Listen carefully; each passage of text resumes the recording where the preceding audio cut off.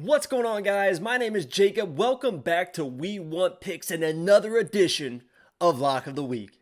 If you guys are unfamiliar with Lock of the Week, what this is every single week, quite simply, I pick an underdog that I guarantee with 100% certainty in my mind that they will win their fight. And so far, before you start talking crap about last week's Lock of the Week, I am 12-5 in my last 17 fights, picking underdogs, except for Ryan Hall and Pat Sabatini, who will always be the Lock of the Week. I don't care who they fight.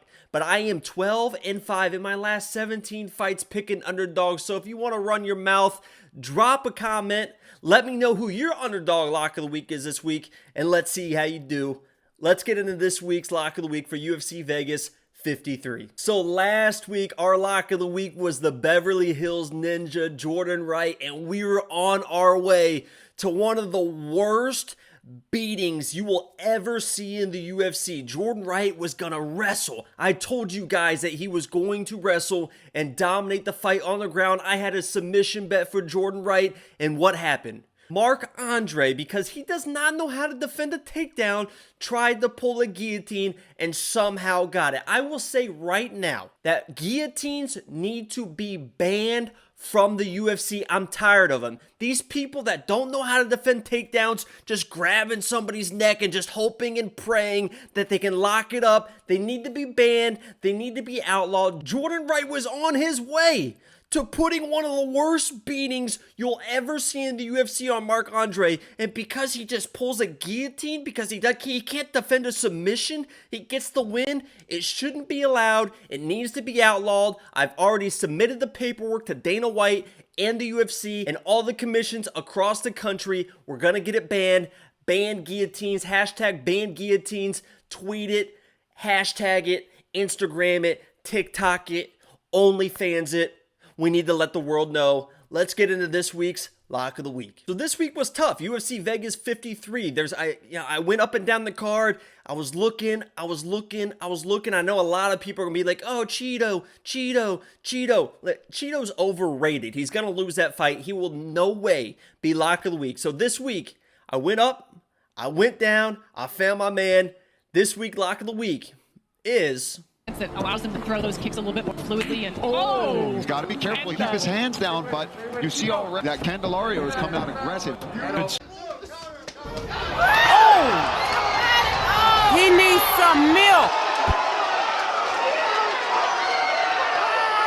Welcome to Lock of the Week. Carlos Candelario, you are my man. I love this dude. He is an absolute animal. But first, let's talk about his opponent, because his opponent is one of the biggest favorites on the card. Tatsuro is very, very good. He's very, very technical in his striking, good in the wrestling, good in the jiu-jitsu. But when I see this guy, I understand why he's probably the favorite, because he is the more technical fighter. But this guy's patient, man. And this could work to his advantage. But in this fight particularly against Carlos, I think it's going to work to his disadvantage. I think the patience, I think he's going to be on his back foot. I think Carlos' pressure, his wrestling is going to be a real issue. Let's talk about Carlos specifically. So Carlos, number one, good takedown defense. Number two, good jiu-jitsu. Number three, very, very powerful. And number four, this dude doesn't give a I love his aggression. I love his attitude. He talked about, he took some time off, took care of the family, got a real job, but he was always in MMA. But in that time off, he had an accident. And it was almost a bad accident. And it changed his outlook on life. It made him fall in love with MMA again. It was one of those moments where it's like, I'm in this. And I love it. And I'm going to do it all the way, put everything I have into it. And you're going to see that in his performance on Saturday. You're going to see a guy that is confident, but is willing to risk it all in the octagon, and I love that. I'm not saying anything against Tatsuro. He's a very, very good fighter. I don't know if he's got that nasty in him, right? I don't know if he's got that extra edge, the intangibles. Because when two people are very even, which I think that the odds are a little crazy in this fight, I think that Tatsuro should be the favorite, but Carlos and him are very, very similar. Both, I think Tatsuro's a better striker, but Carlos is a little bit more power. I think Carlos is a better wrestler. I think the jiu-jitsu is a little bit the same. But when two guys are very evenly matched, it comes down to intangibles and who wants it more and who's the aggressor. Especially if this is a decision fight, Carlos is going to be the one moving forward. So if this comes down to a decision and everything else is equal, you got to look at the pressure. Carlos is going to be that pressure fighter. The other thing I love about Carlos is he does not accept being on his back.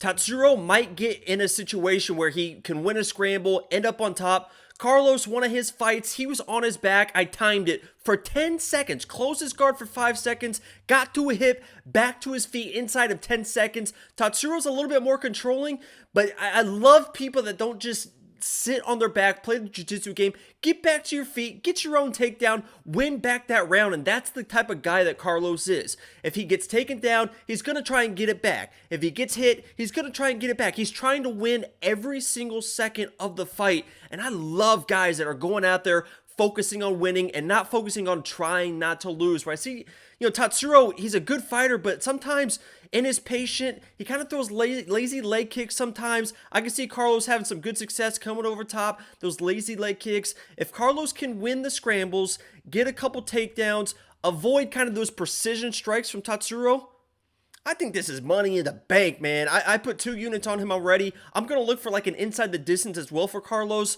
You guys can let me know in the comments if you see the same thing I'm seeing. If not, that's cool. But, my lock of the week is Carlos. I think he's better top to bottom. Maybe not in the technical striking, but the dude's got power. You saw the knockouts that I posted in the video. I love him going into this matchup. So we're 12-5 in our last 17. We're going with Carlos. He's one of the biggest underdogs on the card for UFC Vegas 53. I love him, man. We're going Carlos, lock of the week. Let me know in the comments if you guys agree. If you guys disagree, that's fine too. We can chop it up in the chat. None of this is really too serious. I love having fun with the lock of the week stuff. You guys can call it loss of the week, whatever you want to do. It doesn't really bother me. I'm just trying to help you guys out. I've had some good success, so Carlos, lock of the week, 12-5 our last 17 fights. We're feeling good. We're going to avoid back-to-back losses. We haven't had back-to-back losses in this entire stretch, so this should be a guaranteed win. If you guys like the video, please like the video. If you guys like it a lot, go ahead and subscribe. And if you guys really like it and you're about to make a ton of money on Carlos, go ahead and send me like 5-10 G's. It'll really help me out, you know what I mean? So I appreciate you guys watching. Like, subscribe, leave a comment, let me know. This is Jacob from We Want Picks, lock of the week. I'm out. Peace.